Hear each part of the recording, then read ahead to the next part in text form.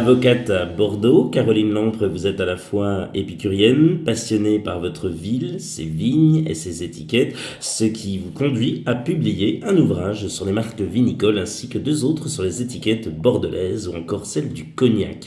Mais votre passion ne s'arrête pas là. Oui, les princesses françaises vous fascinent, vous leur consacrez notamment deux romans.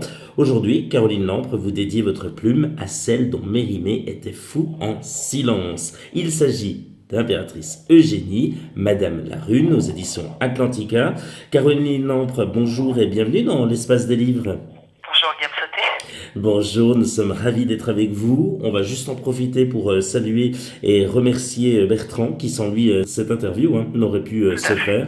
On vous remercie et on vous salue bien fort Bertrand. Caroline Lampre, racontez-nous votre parcours pour en arriver là où vous en êtes et notamment ce métier d'avocate. Ouais, on va le voir, vous faites beaucoup de choses et puis vous avez le temps en même temps d'écrire, d'être passionné par le vin. Mais voilà, ça a commencé avec bien sûr ce métier d'avocate. Racontez-nous ce parcours pour y arriver. Voilà, vous savez, le droit, le droit et l'écriture, c'est souvent lié. Beaucoup d'auteurs ô combien célèbres ont été avocats. Corneille, Boileau, Romain Gary, bien d'autres. Donc il y a une relation, lorsqu'on fait des études un peu classiques et littéraires, qui nous conduit effectivement, par préférence, à faire ce qu'on appelait les humanités, à s'intéresser au droit, parce que la littérature, c'est l'histoire de l'individu, c'est le problème du destin, le problème du déterminisme, la question de la justice. Donc on est un petit peu prédisposé effectivement à aller vers ces matières-là. Et Mérimée lui-même avait fait du droit, beaucoup d'auteurs, Barbé d'Aurevilly était docteur en droit. Donc c'est intéressant de voir la complexité des relations qu'on peut avoir, à la fois d'attirance et de recul d'ailleurs, puisque c'est un milieu un petit peu balsacien, mais en même temps ça permet d'avoir une comédie humaine dans vous savez, on voit beaucoup de souffrance. Il y a des lieux de souffrance qui sont les tribunaux, les hôpitaux, etc. Donc tout ça prédispose, ce sont finalement plaider, c'est raconter une histoire, c'est raconter la vérité de quelqu'un, ou essayer de la restituer, de la défendre. Écrire un roman, ou écrire un livre, c'est la même chose finalement. Sauf que évidemment la construction du roman permet d'aller plus loin encore dans la psychologie. On dépasse le seuil que peut supporter un magistrat. Donc c'est effectivement passion, parce que passion et la difficulté aussi de franchir le cap et de se dire un jour voilà pourquoi je vais écrire. Et là c'est effectivement divers éléments sur mon premier roman qui était aussi un roman historique, à travers des archives personnelles que j'avais sur le passé esclavagiste de Cuba. Et puis comme vous le disiez, le roman Infante qui déjà un petit peu sur le Pays Basque, mais vous savez chaque livre a son histoire et j'ai eu chaque fois des clics comme ça providentiels. Mon précédent ouvrage c'était lié à la tempête du siècle, cette fameuse tempête où j'ai récupéré un chien, et puis ce chien c'était la copie conforme du chien qui est dans le tableau de Velázquez des Médines. Et à partir de là, évidemment, je me suis intéressé au tableau et à l'histoire de l'Infante et à ce chef-d'œuvre qui d'ailleurs n'est pas le tableau d'origine. Donc ça m'a ramené sur le Pays Basque. Et ce dernier ouvrage, eh bien, il est parti d'une émotion. Cet hiver, je travaillais sur la préface que je dédiais à un ami, Michel Azoulay, qui écrit beaucoup aussi. Et je découvre le code secret qui est utilisé par Mérimée, par l'impératrice et puis par sa mère, Manuela de Montijo, pour désigner Eugénie finalement comme Madame de la Rune. Et là, ça a été un choc, parce que je me suis dit, mais c'est comme le pseudo pour un écrivain, si elle utilise ce titre de fantaisie pour s'individualiser, pour voyager incognito, c'est que véritablement, on a là une preuve sentimentale, en tout cas une preuve tangible de son attachement pour le Pays Basque. Et ça ouvrait d'autres horizons, en tout cas de nouvelles perspectives, parce que ça devenait intéressant à travers, si vous voulez, cet élan qu'elle avait déclaré, d'essayer de retrouver la femme qu'elle était, un petit peu de sa psychologie, son caractère, son tempérament, et je découvre effectivement que Biarritz, c'est un peu son Trianon basque, c'est l'espace de liberté dans sa vie. Et c'est des années heureuses. Donc là, ça devenait très tentant d'aller chercher ce qu'un écrivain peut faire et qu'un historien, évidemment, ne voudra pas faire, c'est d'aller retrouver un petit peu les secrets de terroir, voir dans l'intimité ce que je pouvais lui arracher en fait de vérité et de secret. Donc ça c'était assez fascinant. Expliquez-nous votre passion, on va y revenir bien sûr sur ce très très beau livre, magnifique, on tourne les pages, on a envie de connaître de chapitre en chapitre cette grande histoire, par la petite histoire. Expliquez-nous avant votre passion, oui, pour le vin. Voilà, on l'a dit, c'est comme une passion qui effectivement C'est à un Bordeaux, intérêt. voilà. Oui, c'est un intérêt, oui, effectivement, parce que qui me ramène au 19e siècle d'ailleurs. Je Oui, suis prédestinée au 19e siècle, je crois. Parce que les vins de château, ils apparaissent dans les années quasiment avec justement l'exposition qui a lieu en 1855. Et Napoléon III fait beaucoup, d'ailleurs, pour les vins. Cette exposition va créer le grand classement de 1855 qui reste mythique pour les professionnels bordelais. Et l'histoire du vin, ils avaient été créés par Pontac au XVIIe siècle, mais véritablement avec les mutations qu'on découvre au XIXe siècle, c'est-à-dire ce que décrit Zola, les grands industriels qui finalement remplacent les propriétés aristocratiques. On voit apparaître ce qu'on les paysans du Médoc appelaient les nouveaux messieurs. Et ça induit une multiplication du titre de château qui fait rêver et qui est très symbolique finalement, parce qu'aujourd'hui encore c'est un terme qui est porteur, qui va avoir un succès mondial d'ailleurs, qui est même des châteaux maintenant au Japon, en Algérie, enfin en Amérique du Sud, et parfois hélas loin de leurs racines historiques. Mais c'était intéressant parce qu'on voit se constituer des dynasties commerciales, tout un monde qui parfois, bon évidemment c'est presque un regard d'historien qu'il faut porter pour comprendre ce que sont les crus aujourd'hui, et d'ailleurs aussi pour départager leurs droits respectifs. Donc à travers cette étude, à travers une thèse que j'aurais consacrée, parce que ça avait aussi un aspect international et que c'était intéressant de retrouver là des perspectives espagnoles, ibériques ou anglaises. À travers tout cela, finalement, il y a une structuration qui s'est faite aussi dans l'écriture et qui m'a prédisposé à continuer finalement sur ce chemin-là qui est un petit peu annexe à mon travail, qui est celui de la découverte et de la recherche. Mais c'est l'homme qui est toujours derrière. On retrouve toujours l'homme et la passion. Caroline Lampre, si l'on s'invite chez vous, là, on est avec vous, et on s'imagine, on se dirige tout droit vers votre bibliothèque, on lève les yeux, qu'est-ce qu'on va pouvoir y retrouver à l'intérieur de celle-ci? Oh, beaucoup de classiques, beaucoup de classiques. J'ai pas toujours le temps de lire autant que je le voudrais les auteurs contemporains, mais je crois que c'est les trois M que vous retrouveriez majoritairement. Mérimée bien sûr, Monterland. J'aime beaucoup aussi Marivaux, bien évidemment. Donc tout ça c'est pas très nouveau. Théophile Gautier. Une grande passion pour les nouvelles de Théophile Gautier. Donc effectivement une bibliothèque un peu hétéroclite avec parfois aussi des ouvrages plus légers, mais qui reste un fond commun, un régal à relire. Je relis beaucoup des ouvrages que j'ai aimés. Ça c'est peut-être un tort, je devrais peut-être m'ouvrir un peu plus, mais le temps ne facilite pas toujours les choses. Mais en même temps, l'histoire nous montre combien des personnages qu'on peut croire figés, comme Eugénie d'ailleurs, qu'on imagine toujours en crinoline à travers les tableaux de littérature, alors que c'était une femme d'une modernité exceptionnelle qui a, avec Napoléon III, on s'aperçoit que ce sont les Kennedy de leur siècle en fait. Et elle avait, ce qui m'a le plus frappé, c'est cette aisance qu'elle a, cette communication qu'elle pouvait avoir, qui est rare pour les femmes de pouvoir, aujourd'hui encore, et qu'elle a su avoir en un temps où toutes les autres cours sont corsetés, guindés dans les protocoles, dans les convenances. Eux s'en affranchissent, ils étaient d'une proximité extraordinaire. L'empereur se baignait avec elle sur la plage. Parmi ces sujets, aujourd'hui encore, aucun président ne le fera. Et il y avait déjà à l'époque les risques d'attentats et ce genre de problématiques. Je crois que ça, c'était intéressant aussi de redécouvrir combien ce siècle était bien plus que l'image parfois un peu rétro qu'on en a donné. Et puis il y a aussi ce qui était émouvant en faisant mes recherches, c'est les photos qu'on retrouve du couple impérial avec leur fils, où on voit un naturel et une affection, des gestes de tendresse. On ne retrouve pas ça dans les communications ordinaires, même contemporaines des cours. Et eux le faisaient.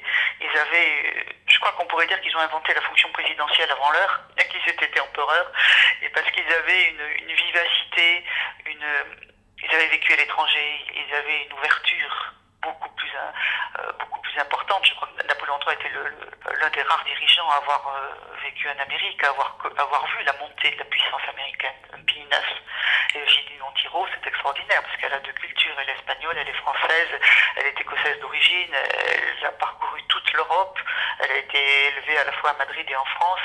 Donc ce sont des personnages et des destins modernes et sur lesquels, bien sûr, il faut à la fois retrouver ce qu'ils étaient dans leur vérité intime et en même temps combien ce temps et ce siècle sont modernes. Et c'est vrai pour les vins de Bordeaux aussi. Tout cela est lié. Caroline Lampre, adressons-nous cette fois-ci à votre dernier livre, Impératrice Eugénie, Madame de la Rune, aux éditions Atlantica. On va continuer à voyager dans le temps avec vous. Comment vous est venue l'idée d'écrire cet ouvrage? Oui, le point de départ, pour celles et ceux-là qui viennent tout juste d'arriver. Voilà, comment ça s'est passé, le point de départ? Le point de départ, ça part du code, en quelque sorte secret, qu'utilise Mérimée pour communiquer avec Eugénie de Montijo, puisqu'il y a cette nouvelle de la Chambre Bleue qu'on connaît peu, parce que pour cause, elle était offerte, elle a même été léguée à l'impératrice par Mérimée, et elle était finalement la lectrice exclusive de cette petite nouvelle, qui est un ouvrage de cours, un ouvrage pour la distraire, et qui ne sera pas publié. Elle n'est publiée qu'en 1871, un an après la mort de Mérimée, par un éditeur belge qui reconnaît qu'effectivement Madame de la Rune, c'est l'impératrice Eugénie. Et on retrouve dans certaines lettres de Mérimée ce titre de fantaisie. C'est vrai que ça a été le déclic parce que je me suis dit que si elle utilisait véritablement ce pseudo, ce titre de fantaisie, c'est qu'elle avait aimé ce pays-là. Et ça, c'était tangible, c'était pas une villégiature. Bien évidemment, une impératrice peut aller dans de magnifiques endroits tout au long de son règne. Là, il y a une rencontre d'âme. Il ne faut pas oublier qu'elle était andalouse, qu'elle savait ce que c'était qu'une province qui avait du caractère, des traditions, des chants.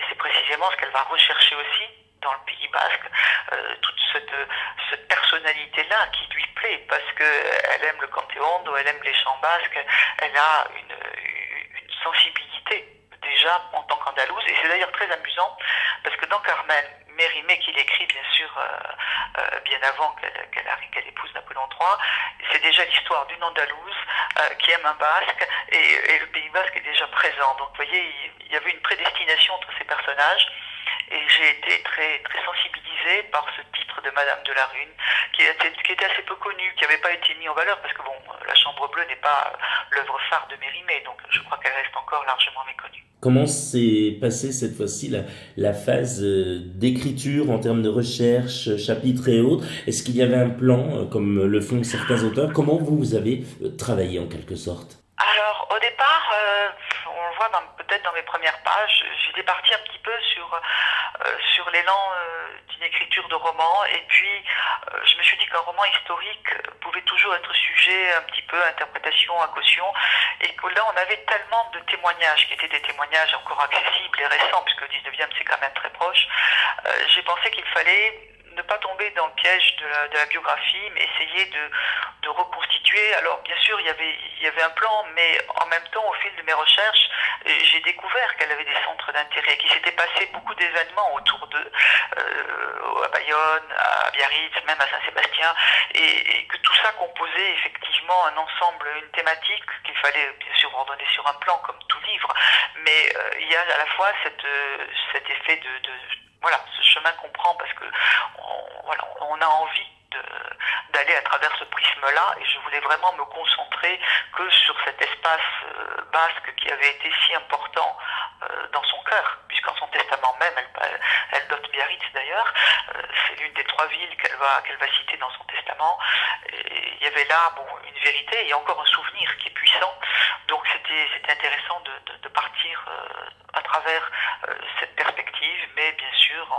en découvrant et en construisant tout à la fois ce qui avait été son parcours, ses années heureuses, cette beauté-là. Racontez-nous en quelques mots, eh bien, à quoi doivent s'attendre les lecteurs en vous lisant, voilà, et en nous donnant en quelque sorte un petit peu le speech, voilà, en gros, on sait, cet ouvrage, hein, c'est l'histoire d'une rencontre, on l'a dit, d'âme entre le Pays basque et la dernière impératrice, donc des Français. C'est une histoire d'amour, une passion qui va durer quand même de 1847 à 1870, si je ne dis pas de bêtises. Oui. Alors là, elle va même faire de Biarritz son lieu de plaisance. Voilà, vous en avez parlé, vous avez parlé de San Sebastián en Espagne, et elle va laisser vraiment une empreinte éternelle, donc en offrant la renommée de ville impériale, hein, c'est ça. Donc en quelque sorte, les lecteurs qui vont vous lire vont se laisser bercer, se laisser embarquer par la grande histoire que vous voulez mettre en évidence. J'espère surtout qu'ils vont découvrir la vivacité de cette femme, sa modernité, combien elle a été libre, tout ce qu'elle a apporté, à la fois en termes d'accessibilité. C'est quelqu'un qui était très abordable. C'est quelqu'un qui va pouvoir à la fois recevoir les rois et les reines qui viennent à Biarritz et en même temps passer des journées entières avec le célèbre contrebandier local. Il n'y a pas chez elle de prévenance, de préjugés de caste. Et ça, c'est très intéressant parce que ça lui donne un caractère, une modernité. Elle a des centres d'intérêt qui sont ceux des femmes modernes aujourd'hui. Elle lance le maquillage. À une époque où Baudelaire fait dire que mettre du rouge, c'est une déprédation pour les prostituées. Elle arrive avec Guerlain, elle va se farder, elle va teinter ses sourcils, elle va se mettre du col, ce qui est de façon importante, ce qui est tout à fait inédit pour l'époque. Elle adore la décoration, ça c'est des préoccupations qu'ont les femmes aujourd'hui, mais en même temps, c'est une femme qui va aider aussi la promotion, l'accès aux études. Et à Biarritz, cette proximité-là, cette double action, qui est à la fois une action où on la découvre dans ce qu'elle était profondément en termes de personnalité, dans ses activités sportives, dans le courage qu'elle avait aussi. Ça va de pair avec l'action humanitaire, les dons qu'elle fait. Il y a véritablement une trace qui aujourd'hui encore à la fois monumentale, mais effectivement dans les mémoires. Biarritz a été complètement bouleversé, mais pas seulement Biarritz, Bayonne, ils ont fait beaucoup pour le Pays Basque. Il y avait un amour, les Biarros disaient notre impératrice, notre empereur. Mais ce qui m'a le plus fasciné, c'est effectivement ce qu'elle est, ce qu'on découvre d'elle dans ses conversations, dans la manière dont elle choisit ses amis, dont elle conduit ses soirées, puisqu'à Biarritz, elle est libre, complètement libre. Donc si on comprend bien Caroline Lampre quand on vous écoute, on peut se dire que l'impératrice, elle avait un petit peu un temps d'avance sur son temps en fait. C'est-à-dire qu'elle était déjà projetée vers vraiment de ce qui se passe aujourd'hui en quelque sorte. C'est incroyable. Ah oui, elle est extraordinaire. Elle est extraordinaire parce que déjà, elle est atypique. Elle n'aurait jamais dû. Elle n'était pas. Vous savez, c'est un peu comme l'impératrice ici. Mais elle a une dimension supérieure parce que elle a un naturel qui, au contraire, est plaisant. Là où peut-être l'impératrice d'Autriche l'avait farouche. Mais elle est atypique déjà dans son éducation. Son père est un afrancesado, c'est-à-dire un espagnol qui a choisi d'être aux côtés de Napoléon, ce qui quand même était peu fréquent pour l'époque. Elle est élevée dans le respect de cette épopée napoléonienne, mais elle est sportive en un temps où les filles, on les relègue au piano, au chant, à des agréments de salon. Elle n'aime pas du tout les salons. Elle dira que c'est des lieux de médisance, qu'elle n'aime pas cela. Elle est une cavalière émérite, nageuse assez intrépide. Elle va manquer de se noyer 2 fois à Biarritz dans sa jeunesse. Donc c'est quelqu'un qui n'avait pas peur. Elle va véritablement être toujours d'une très grande activité, ce qui amène parfois quelques anecdotes amusantes, parce que la cour n'avait ni nécessairement sa jeunesse, ni effectivement sa capacité, mais c'est une femme qui est étonnante et qui a un destin extraordinaire. Elle va vivre pratiquement centenaire, elle règne au temps des diligences et des chandelles, et elle va connaître les avions, les automobiles, l'électricité, et elle va se passionner pour tout ça. C'est quelqu'un qui est toujours en mouvement, qui est toujours à l'écoute, à la découverte, et qui malheureusement a subi un peu la légende noire du Second Empire, parce que pour des raisons politiciennes, il fallait gommer tout ce qu'ils avaient fait, tout ce qu'ils avaient donné, et heureusement à Biarritz demeure son souvenir. Caroline Lampre, quels sont vos projets pour la suite? Oh là là, j'ai déjà un roman orientaliste, une satire, si un éditeur a le courage de l'éditer, et puis aussi de nouveaux projets d'écriture, à la fois un nouveau roman historique et puis peut-être aussi un essai sur des auteurs. Ah, ça peut être intéressant. Et donc encore un roman, là ce sera un roman historique, toujours le 19e? Ah non, là ce sera beaucoup plus ancien, mais j'y pense depuis très très longtemps et donc ce sera le grand travail. Donc, mais auparavant, effectivement, il y aura, j'espère, un essai sur des deux auteurs du 19e siècle. Je suis voué au 19e siècle. Caroline Lampre, rappelons que vous êtes l'auteur d'Impératrice Eugénie, Madame de la Rune, aux éditions Atlantica, qu'on remercie une nouvelle fois. Un grand merci à vous aussi d'avoir été l'invité de l'Espace des Livres. C'est moi qui vous remercie, Monsieur Sauté. À bientôt.